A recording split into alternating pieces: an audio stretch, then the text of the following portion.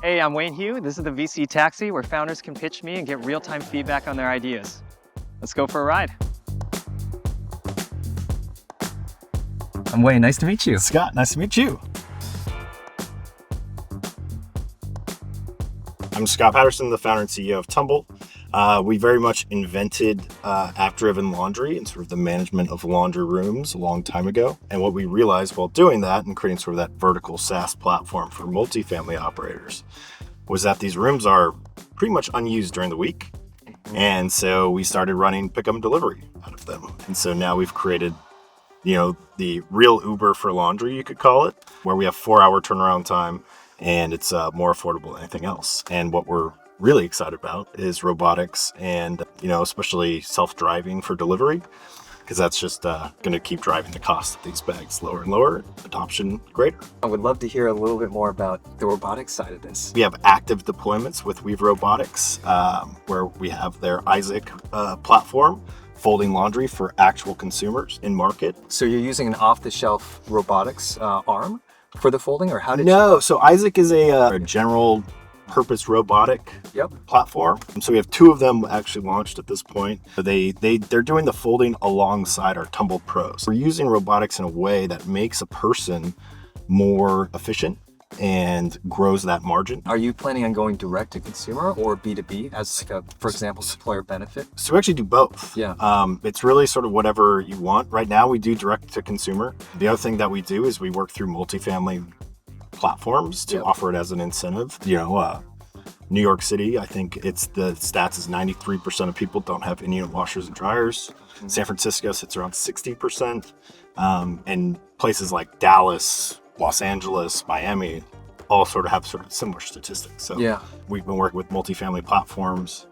Can I ask, the future of laundry is going to be decentralized in the manner that you're speaking versus kind of like pushed to the edges, if you will, like in-home robotics that can do some of this? So where we're seeing robotics really, really succeed is where a robotic system can be the gold standard in that industry. Currently, robotics are not the gold standard at doing laundry, and they won't be for a very long time. On top of that, the price point for a consumer robotic platform is extremely high. Whereas we have $20 million of non-dilutive funding, we already have sort of an equipment line. We're able to go full vertical in a much more of like a SpaceX type model, whereas an at-home robotics company is going to dump billions of dollars. You have some of the major players there where their platforms are already more than a Ferrari, so it's like that price point's going to have to keep coming down. And we're probably 10, 15, 20 years away from having a robot actually fold your laundry at home. I guess when you disaggregate the cost stack of doing pickup, folding, washing and folding, what part of that is in the actual pickup or logistics versus, the washing and folding? Yeah, so logistics is a huge part. We actually use DoorDash and Uber and big gig sort of platforms now that they have APIs for their services. We are launching today with a fully autonomous one called Auto Lane that I'm very excited about to continue to hit that down. But that's actually the biggest cost associated with that bag when you look at unit economics. It goes sort of logistics, then labor, and then it sort of goes machine usage.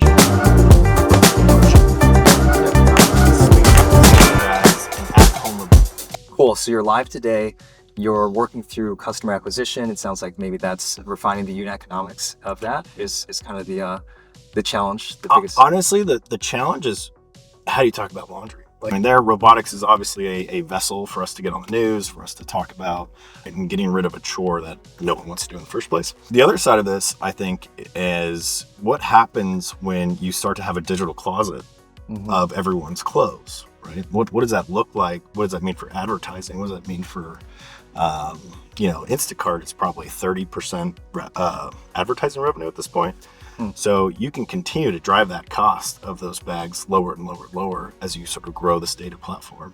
And I think that's probably the most exciting part is that, the marginal cost of doing laundry is if you amortize the customer acquisition costs across multiple platforms, it gets pretty near zero. So you start to look at this business and sort of once you get a bunch of people and laundry is more of a magnet, then what does that business model look like? Yeah, it's interesting because When you say robotic wash and fold, it sounds like something that would actually have a lot of novelty and K factor, but what you're doing as a full stack model is it's kind of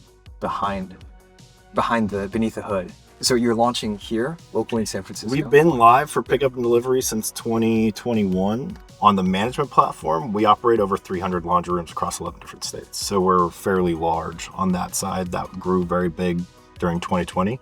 The industry was 83% driven by quarters, and then there was a coin shortage.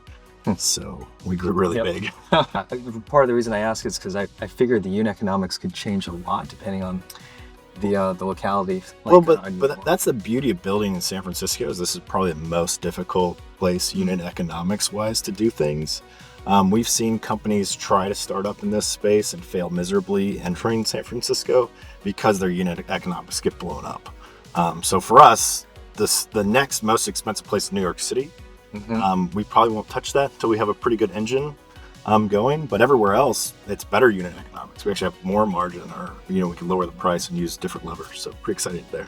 What's the biggest thing you're working through? I mean, the next few years is growth. We have a platform that works. We have a product that people like, and we're going to bring it to the world. I think people are mostly excited about the idea of not having to do laundry. I certainly haven't done laundry in quite a while, besides other people's when I've been sort of dog fooding the product. This is definitely something that people want, and it's been called for over and over again. That's why people talk about laundry folding all the time right now. So I'm really excited to grow this from San Francisco across the country and Laundry Day. I'm pumped to try it out myself. Yeah, absolutely. Thanks for joining, Scott. Right. Cheers. Companies try to start. SignalFire is the OG AI VC. We are a firm built like a tech company, powered by Beacon, our AI data platform.